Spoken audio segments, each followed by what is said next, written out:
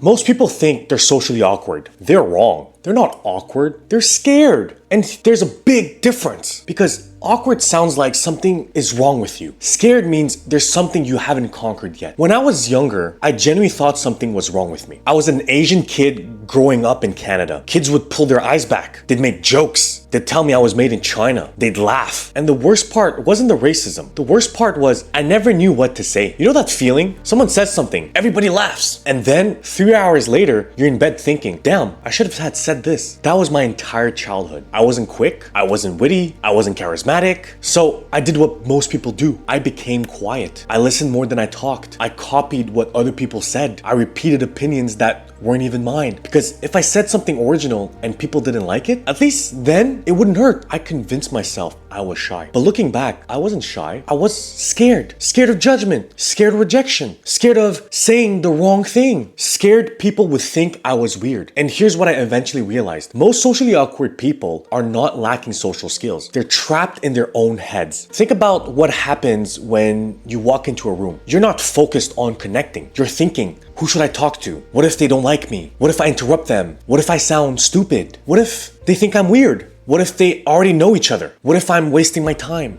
Meanwhile, the confident guy walks in and does something completely different. He doesn't ask, what if they reject me? He asks, I wonder who I can meet today. Same room, same people, different questions. And that question changes everything. One of my biggest insecurities growing up was money. I thought confidence came from money. I thought if I had more money, I'd be more respected. I'd have better clothes, better status, more confidence. Then I started meeting wealthy people, CEOs, investors, executives, people worth millions. Some were incredibly confident, some were incredibly insecure. That's when I learned money doesn't create confidence. Confidence creates opportunities, and opportunities often create money. Most people have the order backwards. The turning point for me was simple. I got tired of watching life happen, tired of watching other people get opportunities, tired of watching other people make friends, tired of watching other people start conversations, tired of wondering what would have happened if I just spoke. At some point, the pain of staying the same became bigger than the pain of trying. And that's when everything changed. Not overnight, not magically, one conversation at a time, one event at a time, one awkward interaction at a time. I stopped trying to be impressive and I started trying to be curious. That changed everything because here's the truth. People don't remember perfect conversations. People remember how you made them feel. They don't care if you have the perfect sentence, the perfect joke, the perfect story. Most people are too busy worrying about themselves, just like you are. And once you realize that, social confidence becomes much easier. So if you're socially awkward, here's something I want you to remember. You're probably not awkward. You're probably overthinking. You're probably scared. You're probably carrying years of judgment, rejection, embarrassment, or insecurity. And that's okay because confidence isn't something you're born with. It's something you build one conversation, one question,